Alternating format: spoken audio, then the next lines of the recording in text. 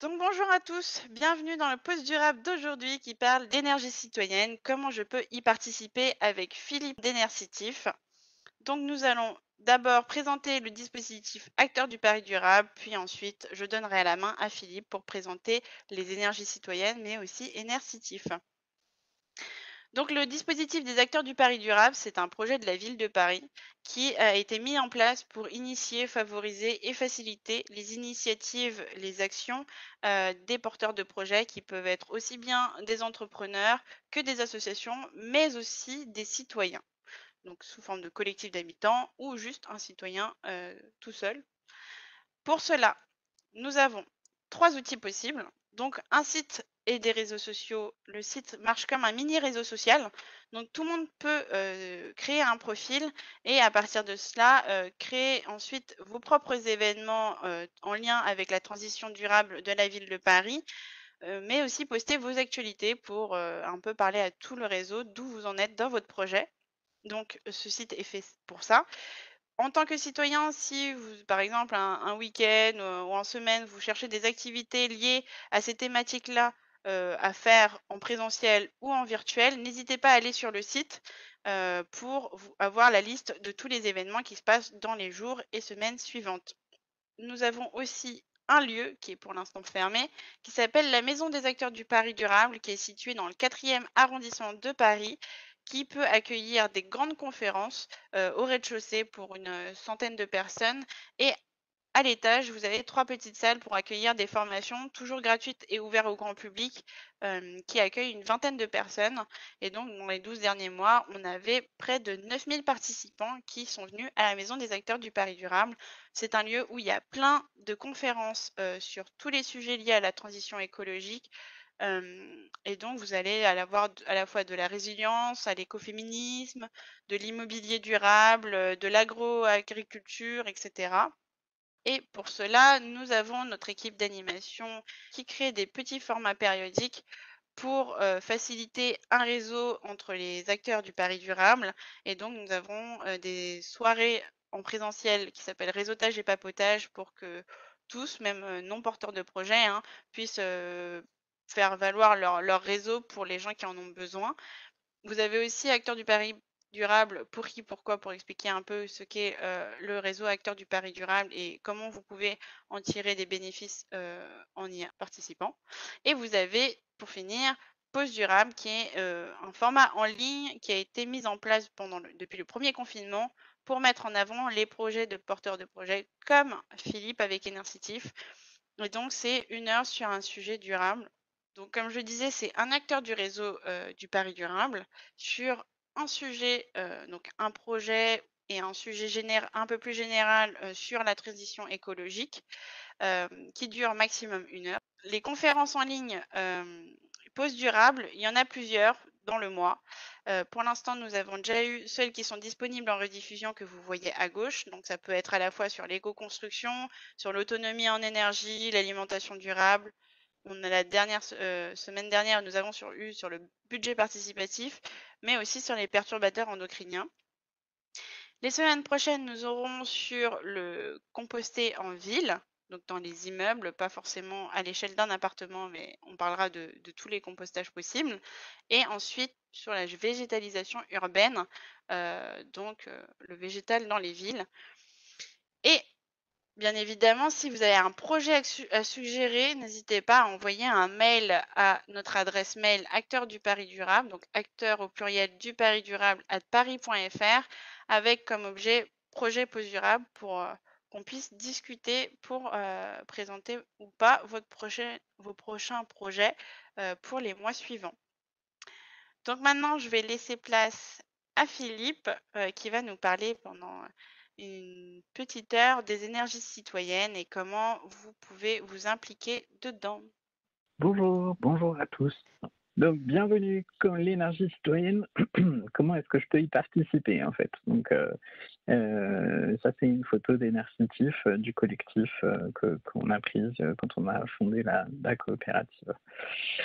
Et pour bien démarrer, vous croyez que vous alliez pouvoir patienter tranquillement devant votre ordinateur? Eh bien non, on va vous mettre à contribution. En fait, on va vous poser des questions pour voir si vous connaissez un peu l'énergie. Donc, la question numéro 1. Savez-vous ce qui consomme le plus d'énergie dans votre logement? Donc, la réponse numéro 1, ce serait vos équipements électroménagers, frigo, lave-linge, four, etc. Réponse numéro 2, vos équipements électroniques, PC, tablettes, télé, etc. 3, votre chauffage, radiateur, chauffe-eau. 4, votre éclairage. Alors, selon vous, quelle réponse correspond à ce qui consomme le plus d'énergie dans votre logement? Alors, pour l'instant, c'est une majorité de 3 et de 1. Moi, je dirais... ouais, mais c'est vrai que le chauffage électrique, ça coûte quand même, je dirais le 3, moi, mais... Donc, 1, 2, 3 ou 4, et la bonne réponse est... Et là, c'est la réponse 3, en fait, parce que dans un logement classique, en fait, le chauffage et l'eau chaude représentent donc à peu près 80% de la consommation. Et donc, c'est pour ça que les impacts sur le chauffage, quand on diminue sa consommation, qu'on fait des travaux de rénovation, ça a de grands impacts sur la consommation d'énergie. Alors, question numéro 2. Qu'est-ce qu'un kilowattheure? Alors là, ça, c'est la bonne question. Réponse numéro 1. L'énergie dépensée pour faire 100 km à vélo à plat. Réponse numéro 2. L'énergie dépensée pour faire 1 km en voiture. Réponse numéro 3.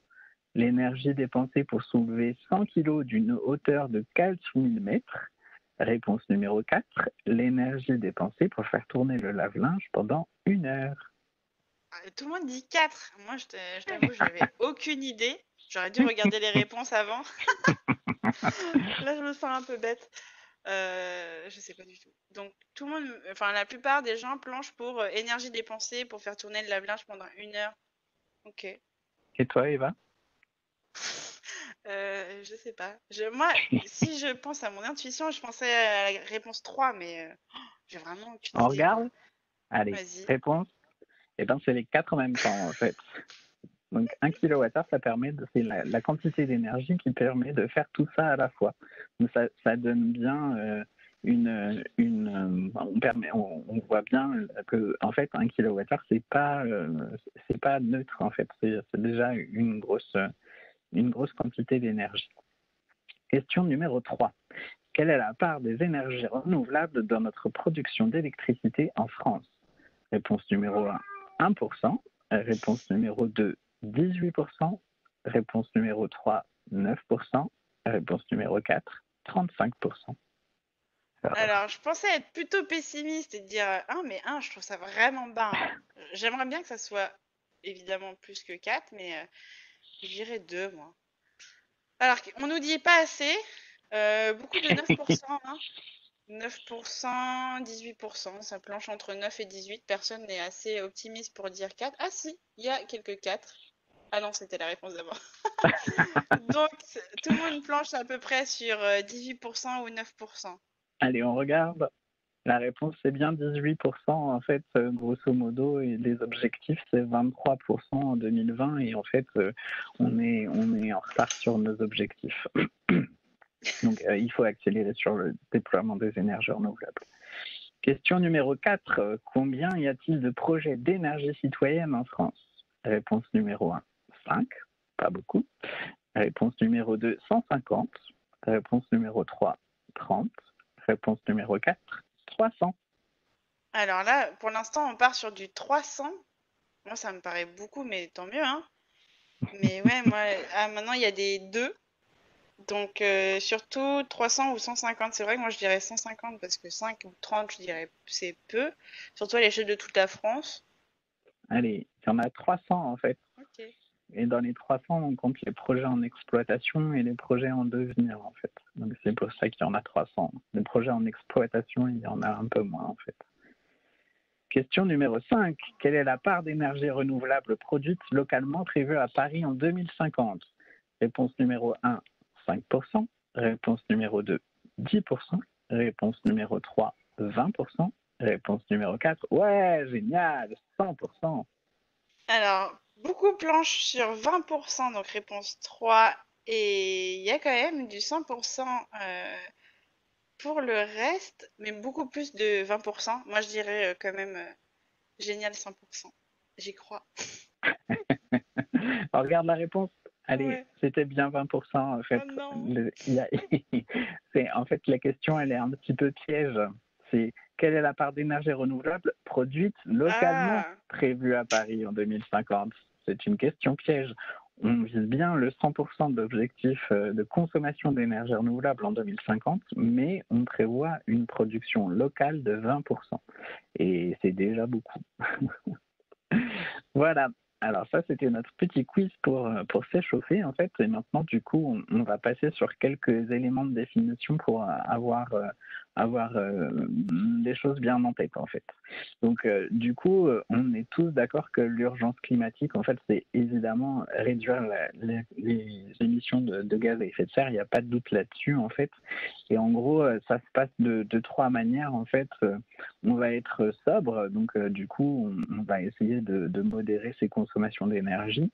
On va être efficace, c'est-à-dire qu'on va utiliser en fait pour nos besoins des choses qui vont consommer peu d'énergie. Donc du coup, sur la sobriété, c'est n'oubliez pas d'éteindre la lumière ou de baisser votre chauffage, par exemple. L'efficacité, ça sera on va rénover sa maison ou son immeuble ou sa copropriété puisqu'on est à Paris. Et en fait, le dernier point, c'est on va produire des énergies renouvelables pour le reste des consommations qui sont incompressibles. Donc, on ne produit pas plus que ce dont on a besoin. En fait, on est raisonnable, efficace, et du coup, ensuite, on a recours aux renouvelables. Et du coup, pourquoi faire un projet citoyen en fait? Du coup, en vrai, il est temps qu'on sorte juste du modèle consommateur-payeur et qu'on passe au modèle de consommateur. Du coup, on a plusieurs entrées en fait dans un projet citoyen. Ça peut être l'éducation populaire en fait, où on va sensibiliser les gens autour de nous en fait à la maîtrise de l'énergie. Ça peut être la protection du climat où on va agir concrètement sur son territoire. Les ressources économiques, en fait, où on va essayer de générer de l'activité économique. C'est pas forcément la priorité à Paris, mais dans un territoire très rural, ça peut être extrêmement important, par exemple. La démocratie locale, participer à un vrai projet où on prend ensemble des décisions, en fait.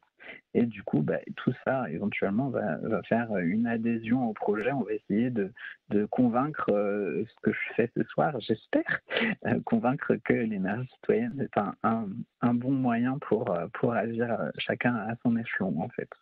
Donc, une centrale photovoltaïque, c'est quoi? Ah oui, c'est vrai, ça, après tout, des panneaux solaires, ok, mais quand on dit, c'est une centrale de 100 kWh crête, qu'est-ce que c'est? Mais du coup, c'est à peu près 100 mètres carrés de panneaux solaires installés en général sur un toit terrasse, et ça produit la consommation de 35 foyers, en fait. Et dans notre cas, chez Enercitif, on va le revendre, en fait, à Enercop. Grosso modo, il faut compter 150 kilo-euros, en fait 150 000 euros pour investir. C'est selon les complexités, les travaux d'avant-après, etc. Et ça a une durée de vie de 30 ans. Donc les panneaux photovoltaïques, ça dure longtemps, contrairement à ce que l'on pourrait penser éventuellement.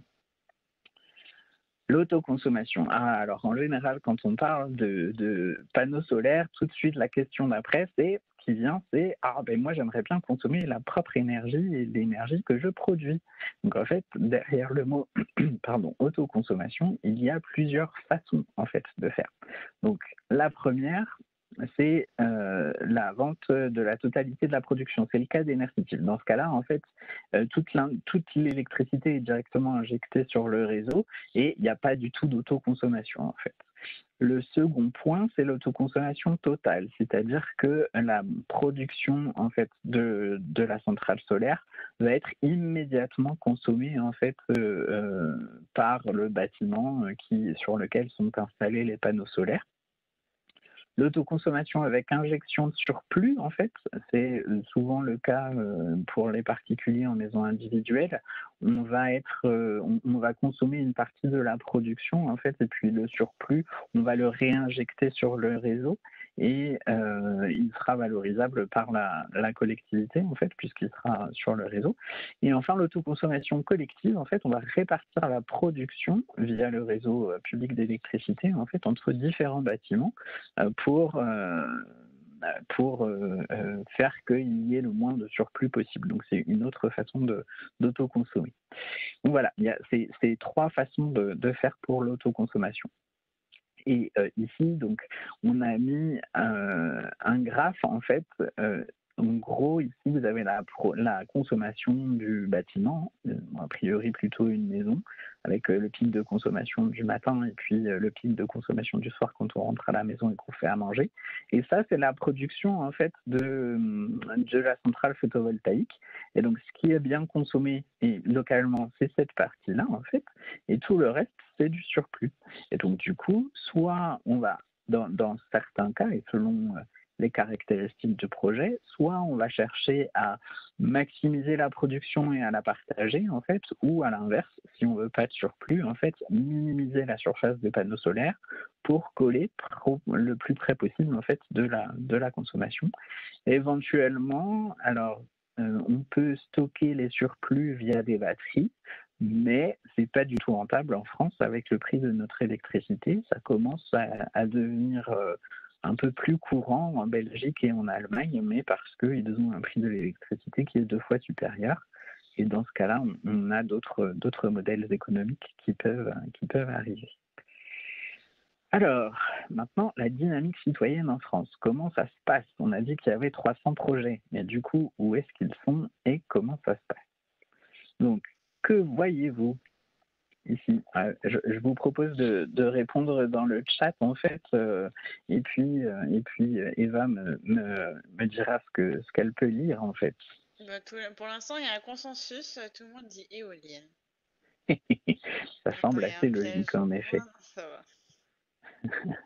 Ouais, tout le monde Donc, part sur éolienne. alors, là, je tourne mes notes pour être en face de ce que j'ai noté. Donc, qu'est-ce qu'on voit? Effectivement, on voit des éoliennes, c'est joli ou pas, selon les goûts, en fait. Ça produit de l'énergie renouvelable, ça va produire des taxes foncières qui vont être reversées éventuellement au projet. Mais ce que cette photo ne dit pas, c'est si les éoliennes sont localement bien acceptées, si c'est des entreprises locales qui ont participé au projet et si des compétences locales ont été mises à profit. En fait, on ne connaît pas non plus les objectifs du parc éolien. Est-ce que c'est juste produire en fait et valoriser la production dans un intérêt purement lucratif, ou est-ce que c'est prendre en compte la vision et avoir une réflexion par rapport au territoire où il est implanté en fait. Et on ne sait pas, par exemple, si le parc a été développé par un développeur français. Donc, c'est des éoliennes, certes, mais que voyez-vous? Alors, pourquoi ça marche plus? Que voyez-vous maintenant, en fait? Donc, on dézoome la photo et en fait, ce qu'on constate, c'est que dans ce cas, c'était un parc éolien citoyen à Bégane en Bretagne, en fait. Et du coup, les membres de la coopérative qui ont porté le parc éolien, en fait, se sont rassemblés à l'occasion de l'inauguration du parc. Et donc, la particularité, c'est que, oui, ce parc associe bien des développeurs locaux, des habitants, les collectivités territoriales, et que donc du coup typiquement en fait les revenus du parc de ce parc-là ont été investis en fait pour permettre des actions de sensibilisation à la maîtrise de la demande en énergie. Et donc du coup on voit que c'est pas juste un parc éolien qui va produire de l'argent, il va avoir des retombées extrêmement concrètes sur le territoire. Et c'est plus de 1000 personnes en fait qui se sont associées dans le projet de Bégawatt et qui a été accompagné par Énergie Partagée. C'est un des premiers projets d'énergie renouvelable en France en fait. Donc voilà, un projet d'énergie renouvelable en fait, c'est un projet d'infrastructure qui suit plusieurs étapes, en fait, comme n'importe quel projet, où on va avoir une phase d'émergence, où on constitue le collectif, en fait, une phase de développement, où on va faire des études techniques et on va réfléchir quelle toiture ou quelle taille d'éolienne, etc. Une phase d'installation, on va faire les travaux, en fait, et une phase d'exploitation pendant 20 à 30 ans. Et en fait, des fois, quand on lance un projet d'énergie renouvelable, on a un peu tendance, on est dans l'excitation du départ et des travaux, etc. Mais la phase d'exploitation est extrêmement importante parce qu'elle est très longue, en fait. Et donc, du coup, il faut être capable aussi de tenir la distance. Et ce projet d'énergie renouvelable, en fait, il va être porté par une société de projet, donc en fait une structure juridique dédiée. Et pour mettre en musique tout cela, en fait, quand on est un collectif de citoyens, eh bien, il va falloir monter en compétences dans des domaines très divers, techniques, financiers, juridiques, jusque effectivement l'animation d'un groupe de bénévoles. Donc, projet participatif ou projet citoyen, de quoi parle-t-on? Donc souvent, on a pu entendre parler des projets participatifs, en fait. C'est-à-dire que ça va être un développeur privé et qui va s'adresser aux habitants des alentours de son projet, en fait, et qui va ouvrir une partie de la dette, en fait, au capital, il va ouvrir une partie de la dette au financement, en fait, et les citoyens vont pouvoir apporter leur épargne pour financer ce projet. Mais la gouvernance dans un projet participatif reste bien à la main du développeur, en fait, et des personnes qui vont investir au capital de la société de projet, en fait. On va y avoir la consultation de la population et tout cela va permettre la facilitation de l'acceptation locale. La différence avec un projet citoyen, et c'est marqué en rouge, et c'est vraiment parce que c'est important, en fait, quand on investit dans un projet citoyen, on investit au capital de la société de projet, et ceci nous donne droit, en fait, à voter lors des assemblées générales des sociétaires sur la direction et sur les grandes orientations, en fait, que va prendre le projet. Donc on est réellement dans un processus de co-construction et on ne va pas juste faciliter l'adhésion locale, en fait, on va vraiment aller beaucoup plus loin et avoir des actions concrètes et, pour peu que les collectivités territoriales suivent les citoyens qui sont impliqués. Donc, ok, bon, on a vu des grands principes, super. Mais maintenant, concrètement, ça donne quoi? Du coup, ça donne un mouvement de fond. Certes, on est 300 projets, c'est pas encore beaucoup par rapport à l'échelle française, mais ça, c'est en nette accélération sur les dernières années, sur les 3 dernières années à peu près. Et c'est un mouvement qui a eu environ 10 ans et qui a commencé, en fait, et qui est bien plus important en Allemagne. Il faut savoir que à peu près 40% des moyens ENR en Allemagne sont détenus par des coopératives entre les habitants et les agriculteurs, en fait. Et donc c'est un mouvement qui se diffuse partout en France et qui donne de la joie, en fait. C'est quand même sympa de créer un vrai projet concret à plusieurs avec des habitants qu'on ne connaît pas forcément mais qui sont du même coin et avec qui on partage des affinités, en fait. Donc du coup, voilà, ces projets, en fait, ils sont représentés sur cette carte. Les projets en jaune sont tous les projets photovoltaïques, le bleu, c'est l'éolien, en fait. Et les projets photovoltaïques sont plus faciles, en fait, à créer parce qu'ils demandent un investissement beaucoup moindre. Tout à l'heure, je vous ai dit, en fait, qu'une grande centrale solaire, c'était 150 000 euros. L'éolienne, qui est petite, là, dans le cadre de Bégawatt, on est plutôt sur de l'ordre du million d'euros, en fait. Donc, du coup, les sommes à mobiliser ne sont pas du tout les mêmes et pour lancer un projet, c'est plus simple de commencer par le photovoltaïque. Et surtout, ce sont des projets qui sont très vertueux, en fait. Et là, du coup, je me retourne vers mes notes. Ici, ce qu'on a voulu dire, c'est que l'énergie citoyenne en fait cherche vraiment à maximiser en fait ses retombées économiques sur le territoire. Et donc du coup, on va travailler avec des prestataires locaux. En fait, nous chez Enercitif, on cherche à installer des panneaux qui sont européens, bien que la majorité des panneaux viennent d'Asie en fait. Et donc du coup, tout ça, ça va faire travailler l'économie locale. Et ça va être, on cherche vraiment à maximiser tous les aspects de la chaîne de valeur. Et du coup, par rapport à un projet privé, on aura forcément plus d'impact.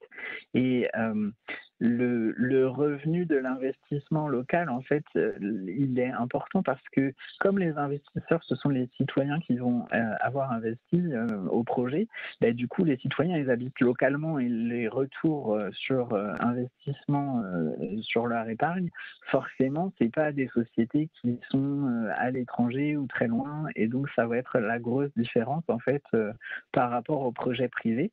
Et du coup, on estime que pour 1 euro investi, en fait, grosso modo, 2,5 € profitent au tissu local. Et ça, c'est une étude qui est sortie il n'y a pas extrêmement, qui est sortie assez récemment et qui a été fait sur 98 projets d'énergie renouvelable citoyenne en France. De mémoire, je crois qu'elle date de fin 2019 ou fin 2020, quelque chose comme ça. Non, fin 2019. Et là encore, j'insiste, en fait, la phase de développement, donc toutes les études préalables et la construction par rapport à la phase d'exploitation, en fait, on voit bien la différence parce que l'exploitation, en fait, c'est sur 20 ans, alors que le développement, c'est plutôt sur les premières années. Et en général, le développement, c'est plutôt une phase de 2, 3, 4 ans, quoi, grosso modo. Peut-être un peu plus longtemps pour les projets éoliens. Et des fois, on a un peu tendance à se dire bon bah c'est bon, c'est lancé, la centrale elle est construite, c'est bon, on n'a plus besoin d'y toucher ou de faire quoi que ce soit. Mais en fait, on voit bien que la durée de vie c'est sur 20 ans et donc du coup c'est vraiment important. On lance pas des projets one shot. En fait, on est vraiment dans la réflexion long terme en fait et sur l'animation de territoire. Alors, la dynamique citoyenne en Île-de-France dans tout ça, qu'est-ce que ça donne? Eh bien, alors j'aime bien, j'ai choisi exprès cette carte en fait parce que elle est assez parlante. C'est une carte de 2015 en fait sur la répartition des consommations en Île-de-France et on voit bien que bah oui, on est majoritairement les Parisiens très consommateurs d'énergie en fait et donc on revient sur le 20% produit localement en 2050 en fait. On voit bien que même en produisant 20%, en fait, on va avoir besoin des zones un peu plus vides au loin pour assurer nos besoins énergétiques en fait et il y a un vrai travail à réfléchir en fait sur la relation entre zones urbaines et zones rurales en fait et il y a a priori des liens à tisser et on peut porter des projets gagnant-gagnant en fait. Grosso modo, en Île-de-France, il y a 12 millions d'habitants en fait et on a en 2017 consommé 220 TWh d'énergie finale. Ça se décompose grosso modo en 35% pour le gaz, 30% pour l'électricité et les produits pétroliers et le charbon, 28% en fait.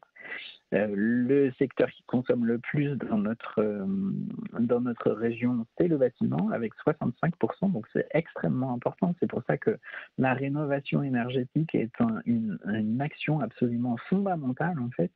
Les transports routiers, 23%, et l'industrie, 12%, en fait. Et pour les énergies renouvelables, en fait, elles n'ont produit, tout ça sont des chiffres de 2017 qui sont les derniers chiffres à la maille de l'Île-de-France qui sont disponibles. Les énergies renouvelables et de récupération ont produit 14,6 TWh en 2017, donc à comparer avec ces 220 TWh consommés. Et la production est majoritairement de la production de chaleur en fait. Et la stratégie énergie-climat de la région en fait prévoit 40% d'énergie renouvelable dans la consommation en 2030 et 100% d'énergie renouvelable en 2050 avec une baisse de la consommation de 20% à 2030.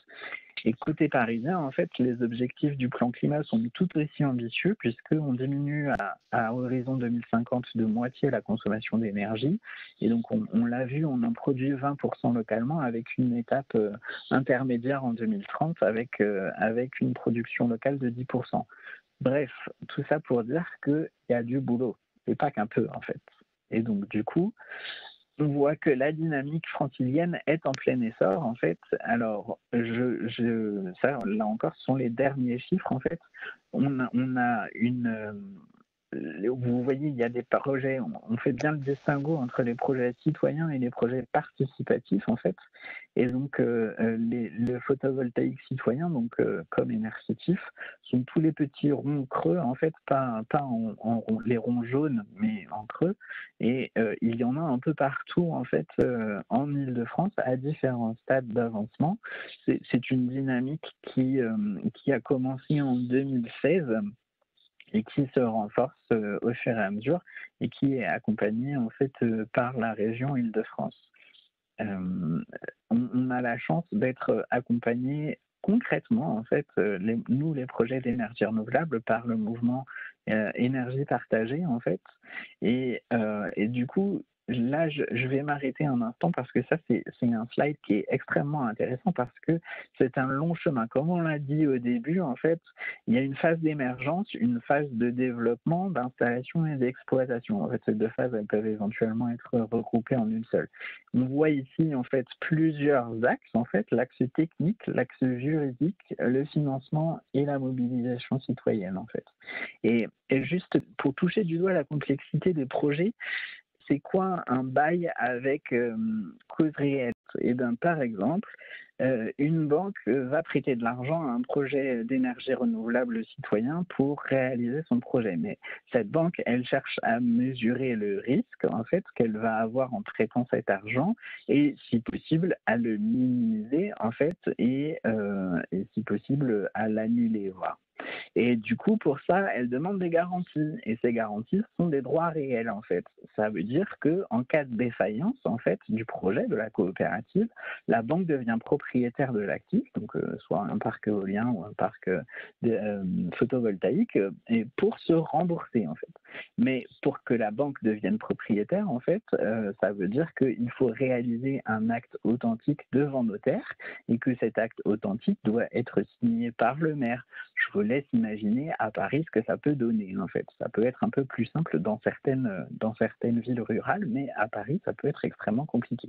Et pour réaliser cet acte authentique, en fait, il faut passer par une division en volume, en fait, avec intervention d'un géomètre. Et dans le cas d'une copropriété, en fait, il faut faire un nouveau lot et donc modifier le règlement de copropriété par un notaire et le faire valider en assemblée générale. Bref, on voit que on touche du doigt la complexité juridique. C'est pas toujours aussi compliqué que ça. Hein. Bien sûr, je vous ai pris un exemple extrême, mais de prime abord, quand on voit les centrales solaires et qu'on se dit ah trop cool et tout, c'est sympa, on devrait poser du solaire partout. Et ben en fait, on voit que tout de suite c'est très, enfin l'idée de c'est simple, on va poser des panneaux solaires en fait entraîne des choses, des questions extrêmement compliquées qu'il est facile de lever parce qu'on a du retour d'expérience, mais enfin voilà, quand on est un groupe de citoyens qui part un peu la fleur au fusil, des fois on peut découvrir des questions intéressantes mais complexes. Et donc on a la chance de ne pas être seul en fait. Donc grâce à Énergie Partagée en fait, on a une animatrice qui fait l'accompagnement en fait, et qui permet au projet de travailler en réseau. On dispose de formations, comme je l'ai dit, formations juridiques, de communication, etc. Et on a un groupe de travail national sur les grappes photovoltaïques. Il en existe sur d'autres projets d'énergie renouvelable, typiquement l'éolien, etc. Et tout ça permet en fait de mutualiser le retour d'expérience et typiquement quand on se pose toutes ces questions que j'ai évoquées, on peut interpeller les petits camarades qui sont plus avancés que nous et du coup ainsi obtenir des réponses plus facilement. Bref, et dans tout ça, Énercitif, qu'est-ce que c'est? Et ben du coup, en fait, on est une coopérative parisienne et citoyenne d'énergie renouvelable et on propose aux Parisiens, mais pas que, je souligne bien le mais pas que, de s'associer pour produire de l'électricité renouvelable. Et du coup, notre objectif, c'est de développer 15 centrales solaires photovoltaïques d'ici à fin 2021. Alors, c'était avant le Covid, en fait. Du coup, il n'est pas impossible que ça se déborde un peu en 2022. Enercitif, c'est un projet de type coopératif. C'est une personne égale une voix, que vous apportiez en fait 100 euros, 1000 euros ou plus. Ça sera toujours pareil, contrairement à une société classique où quand on apporte plus de capital, on a plus de voix et plus de poids dans la décision. On est sur un projet coopératif, une personne égale une voix. C'est extrêmement important. Ça fait partie des valeurs cardinales de tous les projets d'énergie renouvelable citoyens. Et donc, dans un premier temps, on vise les bâtiments publics en cherchant à associer les utilisateurs de ces bâtiments pour les sensibiliser. C'est le moment des témoignages vidéo.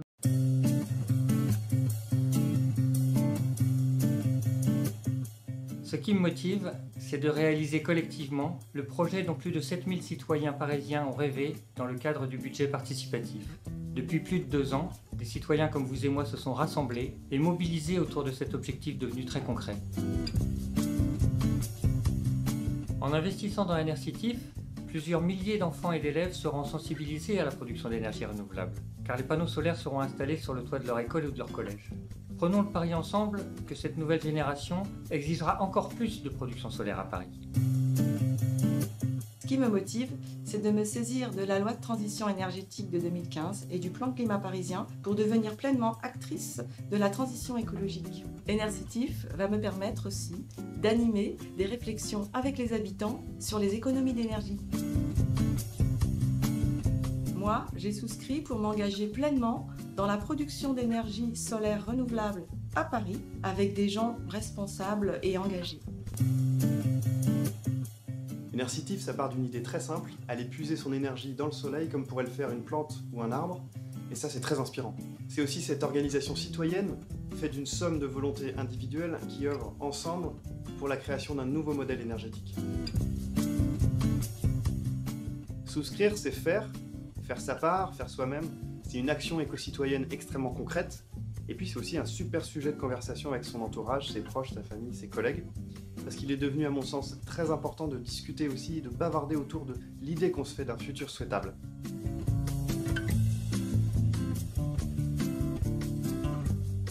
Donc du coup, comment ça fonctionne ?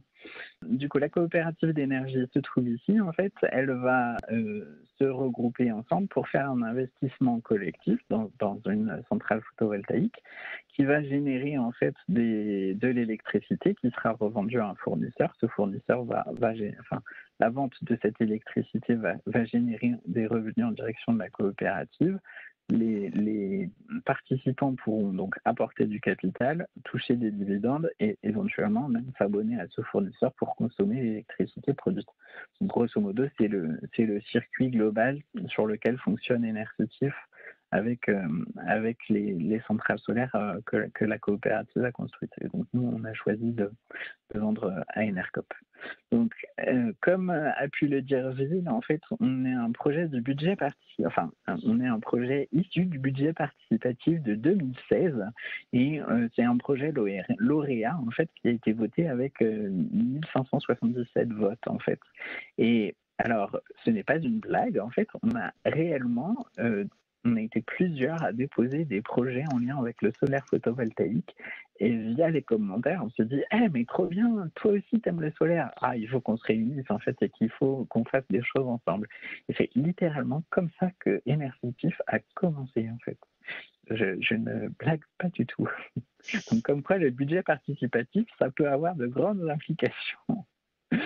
Et du coup, en fait, une fois que le projet a été voté, en fait, ça a été la rencontre entre le collectif Enercitif qui souhaitait développer le solaire à Paris et avec des gens qui souhaitaient agir au sein d'un collectif. Et de l'autre côté, la mairie de Paris qui cherchait à accélérer la participation citoyenne et à donner en fait une traduction concrète au plan climat en fait. Et du coup, on s'est dit parfait, on va produire des énergies renouvelables et sensibilisés à la maîtrise des consommations. Et du coup, les centrales sont grosso modo potentiellement installées sur des HLM, des collèges, des entreprises, des copropriétés, etc., etc.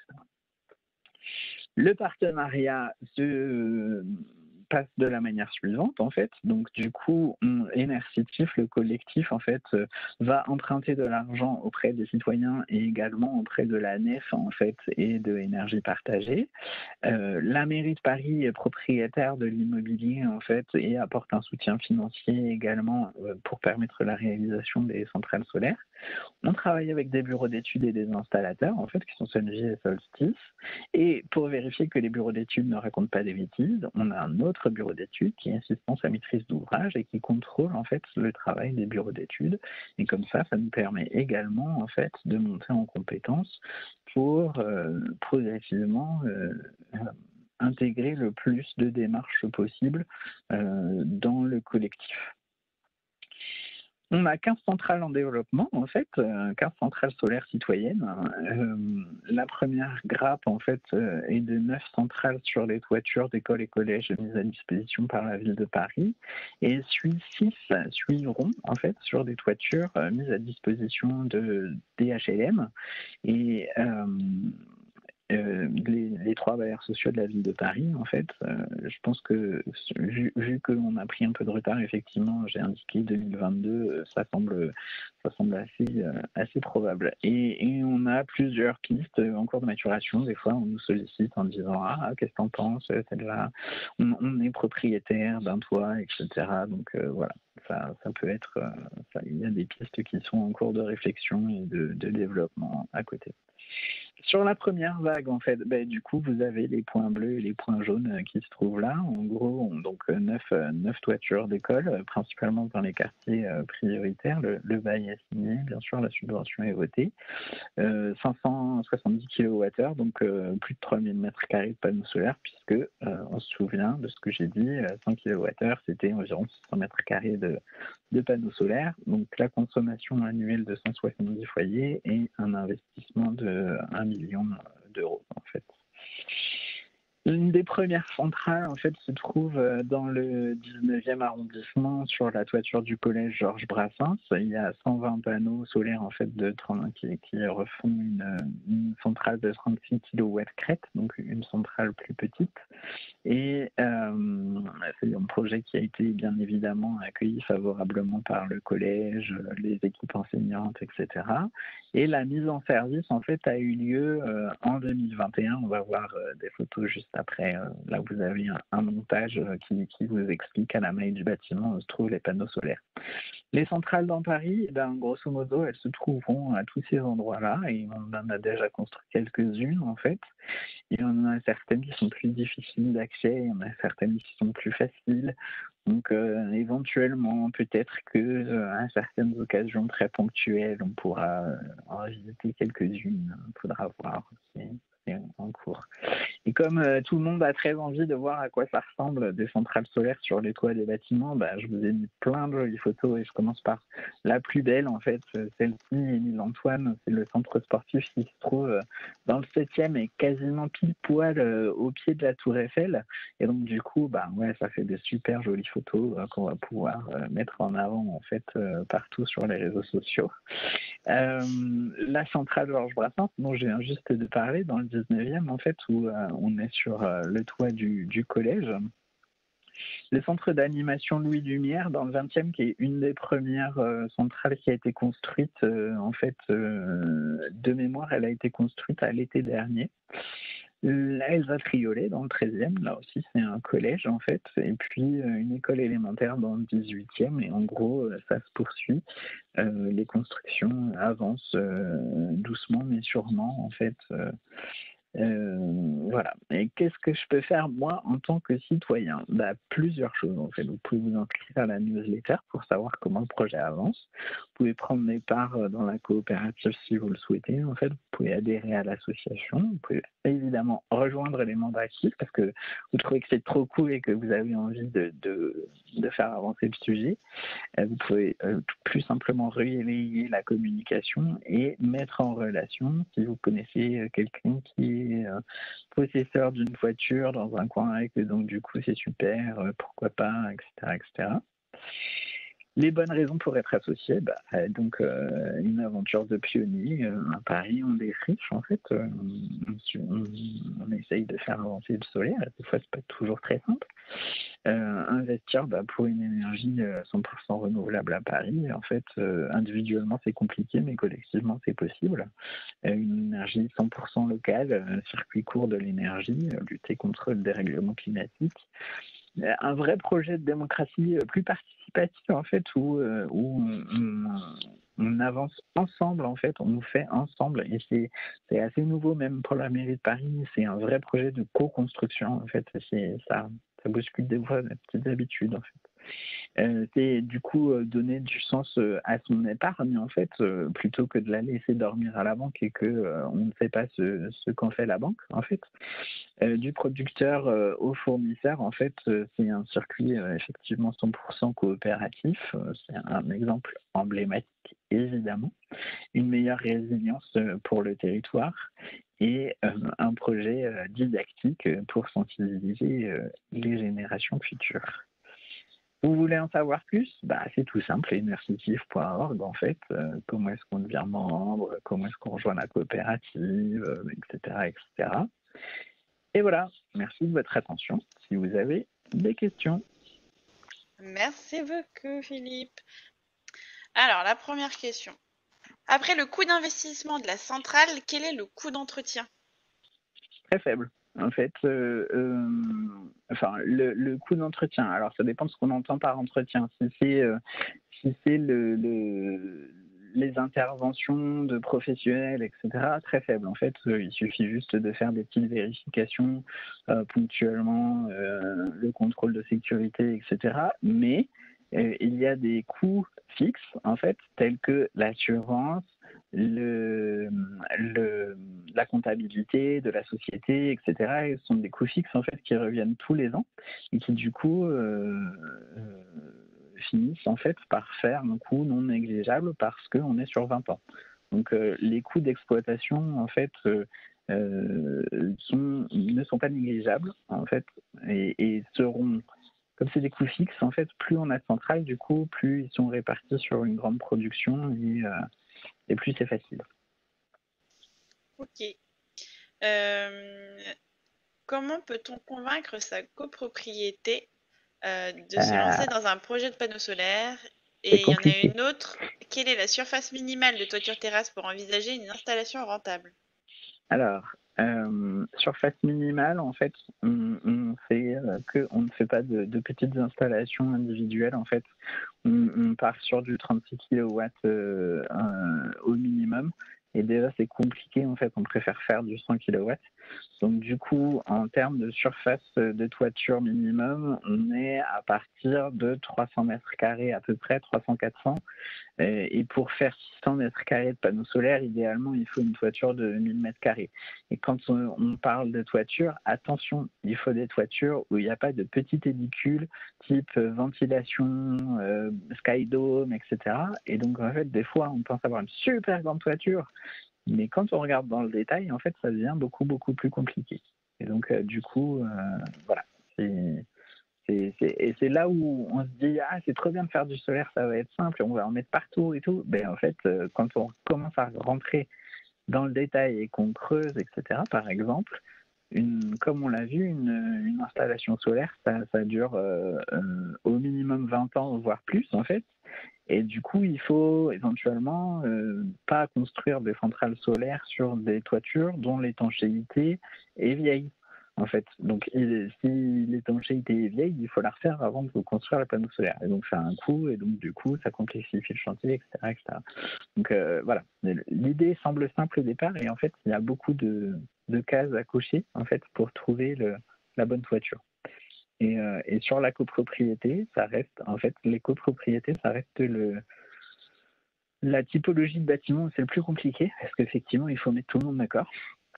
Et du coup, ça, c'est pas impossible, mais c'est très compliqué. Et comme tout projet collectif, en fait, du coup, en général, on passe beaucoup de temps pour pour convaincre ses petits camarades copropriétaires, comme dans le cadre d'une rénovation énergétique. Donc pas de recette miracle, désolé. Donc, il y en a plusieurs pour continuer avec la toiture. La toiture est-elle refaite et isolée avant de poser les panneaux? Et avez-vous été confronté à des difficultés liées à la solidité de la toiture? Alors, sur la solidité de la toiture, en fait, en gros, on se lance pas dans la construction d'une centrale solaire si on n'est pas sûr que la toiture, elle résiste. Donc, du coup, ça fait partie du package des cases à cocher, en fait, avant de se lancer. Et donc, du coup, on va faire des études de structure, de diagnostic structure, en fait, pour vérifier que, oui, le bâtiment ne va pas s'effondrer parce qu'on rajoute du poids, en fait, sur le toit. Et ça aussi, ça fait avec l'étanchéité, etc., ça fait une case en plus supplémentaire à cocher. Et du coup, là encore, beaucoup d'appelés et peu d'élus. Et du coup, la deuxième question, c'était... Est-ce que la toiture est refaite et isolée avant de poser les panneaux? Si vous le faites, ouais, c'est bien. Mais nous, on le fera pas. Mais du coup, en fait, c'est typiquement, pour répondre un peu plus sérieusement, on peut poser des panneaux solaires en fait dans le cadre d'un bâtiment qui est en rénovation énergétique en fait. Ça c'est logique et c'est une bonne idée en fait. Et du coup, on va pouvoir prévoir l'isolation, etc. en fonction du poids des panneaux. C'est toujours plus simple de faire tout en une fois. Parce que du coup, on peut bien avoir en tête toutes les contraintes de toute la chaîne, plutôt que de faire bout par bout, en fait. Ok. Alors, il y a une question avec une petite remarque avant. C'est très intéressant de tenter de convertir l'épargne des particuliers en part de coopérative, mais quid de la disponibilité des sommes investies? Autrement dit, comment les particuliers peuvent disposer de l'argent ainsi bloqué? Alors, du coup, ça c'est une excellente question. Effectivement, on n'est pas aussi liquide qu'un livret A ou ce genre de choses où on peut retirer. En fait, c'est effectivement un placement de long terme, en fait. Et donc, du coup, clairement, si vous avez de l'épargne, on vous dira absolument pas de mettre toute notre épargne chez nous, en fait. C'est à vous, en tant qu'investisseur consciencieux, d'évaluer votre risque en fait et de mettre une partie de votre épargne. Mais il est possible, bien sûr, de récupérer son épargne. En fait, il faut en faire la demande et c'est acté lors de l'assemblée générale des sociétaires, donc une fois par an en fait. Et à partir du moment où aucun sociétaire ne s'oppose, du coup, on récupère son épargne, on sort de la coopérative. Donc c'est tout à fait possible, c'est prévu par les statuts en fait, mais oui, on est bien c'est moins liquide qu'un livret A, c'est l'évidence même. Quel est le coût de stockage local des excédents de production, s'il y en a? Il n'y a pas de stockage en fait, puisque nous on fait de la vente en totalité et donc toute la production est injectée dans le réseau. En fait, à Paris, il n'y a aucun problème. En gros, on ne produit même pas l'épaisseur du trait de la consommation parisienne, étant donné qu'on est 2 millions et quelques d'habitants dans Paris intramuros. Donc on a une consommation d'énergie absolument gigantesque. Et donc, en vrai, on ne changera pas vraiment la donne énergétique. Donc, il faut plus nous voir comme un projet de sensibilisation aux enjeux de l'énergie, plus que un projet de production. Et si on veut se transformer en projet de production, en fait, soit on va faire du solaire au sol à la campagne, ou on va faire de l'éolien à la campagne, en fait. Là, du coup, on deviendra un vrai projet de production. Donc, voilà, c'est à avoir en tête. Ok. Donc ça a été répondu. Pour la centrale photovoltaïque, quel en est le rendement entre Paris, Lille, Marseille ou Bordeaux? Alors, pas les chiffres précis, mais... comment? Non, mais il y a un vrai enjeu, en fait, grosso modo, il y a à peu près moitié moins de soleil à Lille qu'à Marseille. Et donc, du coup, effectivement, ça a un vrai enjeu sur le chiffre d'affaires et le business model. D'ailleurs, il y a une question, quel est votre modèle économique? Le modèle économique, c'est en fait lever de l'épargne auprès des citoyens, avoir des subventions de la mairie de Paris, les investir pour la réalisation des centrales solaires, en fait, et vendre l'électricité à Enercop. Ok, par rapport à Enercop, je sais que tu en as parlé sur la dernière diapo, mais la question a été posée, qu'est-ce qui vous différencie d'Enercop? En fait, on est un fournisseur d'Enercop. On est le fournisseur du fournisseur. Ok. Et donc tu disais que les panneaux photovoltaïques, tu essayais de faire du local. Avec qui, enfin, quels sont les producteurs locaux de panneaux photovoltaïques? C'est compliqué en fait parce que suite au moratoire, on a un peu tué toute l'industrie. Le moratoire, c'est en 2010, fin 2010, début 2011. On a un peu tué toute l'industrie photovoltaïque en France qui était naissante à cette époque-là. Du coup, il reste quelques producteurs de panneaux solaires, mais c'est très compliqué. On travaille plutôt à la maille européenne avec des producteurs italiens et allemands, en fait. Mais on voit un redébut de... Enfin, il y a des projets, en fait, de grosses usines automatisées, notamment en Moselle, de production de panneaux solaires photovoltaïques, en fait. Et donc, du coup, si c'est compliqué maintenant, il se pourrait que ça change d'ici 2-3 ans, en fait, et qu'on ait de nouveau des panneaux français si ces projets d'usine voient bien le jour, en fait. Donc du coup, bah, voilà, pour l'instant, c'est compliqué. On utilise plutôt du panneau européen, à voir si le marché redémarre en France sur la production de panneaux solaires. Ok, on va faire encore deux, trois questions un peu plus longues, mais payez-vous un loyer aux propriétaires des toitures? Non, bah, hmm, s'il y a un loyer, il est symbolique. Mais c'est quasiment non. D'accord. Je sais plus. Mais en tout cas, si c'est un loyer, c'est symbolique. Très succinctement, est-ce que tu peux expliquer très rapidement le moratoire de 2010? Ouh. Non, mais en quoi ça concerne juste... En fait, en gros, alors je suis désolé, on va faire un peu de politique en vrai. En fait, c'est compliqué. En gros, on est parti en 2007-2008. On a dit on a les tarifs de rachat du solaire les plus hauts d'Europe, on a vend les amis, etc. Il s'est créé une bulle spéculative qui a coûté fort cher en financement public. Et du coup,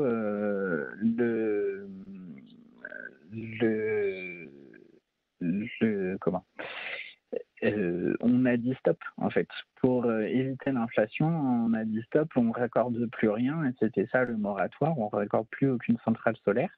Et du coup, on s'est posé tous autour de la table pour regarder comment, pourquoi, etc. Et on est passé d'un niveau X à un niveau Y du jour au lendemain, le niveau Y étant bien inférieur au niveau X. Et du coup, toutes les gens qui avaient commencé à se lancer en se disant « Ah, trop bien, le solaire, avenir, machin, etc. » tout s'est arrêté, les gens ont travaillé ailleurs, les entreprises qui s'étaient lancées se sont arrêtées, ont fait faillite, il n'y a eu plus de demande du jour au lendemain. Enfin, ça a été la catastrophe absolue, quoi. Donc on a tué la filière et on en paye encore les conséquences à l'heure actuelle. C'est très compliqué. Ça reste compliqué, le solaire. Très bien. Surtout à Paris, en Ile-de-France et dans le nord de la France. C'est plus simple dans le sud, évidemment. Ok. Donc, deux dernières questions. Quelle est la différence entre le panneau à l'horizontale que tu as montré en photo et l'autre qui est incliné? Genre, est-ce qu'il y Un a une chapeau différence de chinois. rendement? Ouais. En fait, en gros, s'il est à l'horizontale, c'est parce qu'on est quasiment au pied de la Tour Eiffel et que du coup, les ABF ont dit ah non, les panneaux en chapeau chinois là, c'est moche. Donc faites-nous des grands carrés plats sur la toiture. Donc c'est une demande d'urbanisme en fait pur et dur. D'accord. C'est Mais pas donc, il juste. y a une différence Il de y a rendement ou pas un petit peu, oui, c'est moins ça marche moins bien à plat en fait par rapport à quand c'est un petit peu incliné. Ok. Alors, on va faire une dernière question, même si on en a fait à peine 50%. Donc, il y en a qui évoquent que, quand même, en termes de remarques, que le photovoltaïque est assez polluant entre le recyclage compliqué, les durées de vie et Non, l'éolien un peu popodie. Alors, non, vas-y. il est reçu. Allez voir sur notre site web, il est reçu tout ça. En fait, le photovoltaïque, ça se recycle à plus de 95% en fait. et c'est pas polluant en fait, pas du tout polluant, c'est que des idées reçues. Je sais que D'accord. c'est est-ce que je sais pas si la question sensible des terres rares est dans le chat, mais en tout cas il n'y a pas Ouais. de terres rares. Il n'y a pas de terres rares dans le photovoltaïque qu'on utilise. En fait, à peu près 90% du marché du photovoltaïque est basé sur le silicium en fait. Et il n'y a pas de terres rares dans cette filière-là. Il y a des terres rares en fait dans les couches minces qui représentent entre 5 et 10% du marché et qui sont complètement has-been en fait. Donc non, en fait, c'est pas du tout des questions. C'est des a priori en fait, mais c'est pas des questions. Enfin, c'est pas un enjeu. Ok. Et est-ce que en termes d'énergie renouvelable, de toute façon, les coopératives sont possibles avec tous les types d'énergie, Ah toutes oui, ces bien sûr. énergies possibles? C'est Ok. juste que le photovoltaïque, c'est comme je l'ai dit, c'est plus simple en fait. Ça mobilise moins des sommes plus petites en fait pour investir. Et donc c'est plus simple pour commencer en fait. Mais après, rien n'empêche de réfléchir autrement. On pourrait une des possibilités, ça pourrait être de créer un parc éolien, je sais pas, dans le 77 ou un truc du genre. Et de commencer, mais c'est un autre métier, c'est plus du photovoltaïque, c'est de l'éolien, c'est compliqué, c'est différent en fait, et on ne sera pas sur place. Normalement, les coopératives citoyennes, elles ont la vocation à travailler sur leur territoire. Donc ça veut dire qu'il faut qu'on forme aussi un groupe de citoyens locaux pour animer localement, expliquer, machin, etc. Enfin, c'est aussi intéressant, hein. Ça peut être un vrai axe de développement, mais c'est différent de ce qu'on aura fait jusqu'ici. Donc, nouveaux réflexes à apprendre, etc., etc. Ok. Dernière question. Et je Allez, suis désolée, on a fait que non, 50% des questions, mais ça il fallait suscite les beaucoup de faire. questions de toute façon. Oui. Avez-vous déjà réalisé et envisagé des projets de centrales solaires à concentration? Non, parce qu'en fait, on s'appuie sur l'obligation d'achat, en fait, pour produire, qui est un mécanisme défini par le ministère sur l'électricité. Le solaire à concentration, ça produit de la chaleur, en fait. Donc, du coup, c'est pas du tout le même. C'est pas impossible, mais ça demande beaucoup plus de compétences et du coup, il faut trouver un utilisateur qui utilise beaucoup de chaleur. Et donc non. D'accord. Eh ben, merci beaucoup, Philippe. Mais Merci je vous en prie. beaucoup à tous. Je vous dis à très très bientôt pour une prochaine pause durable. Au revoir. Au revoir.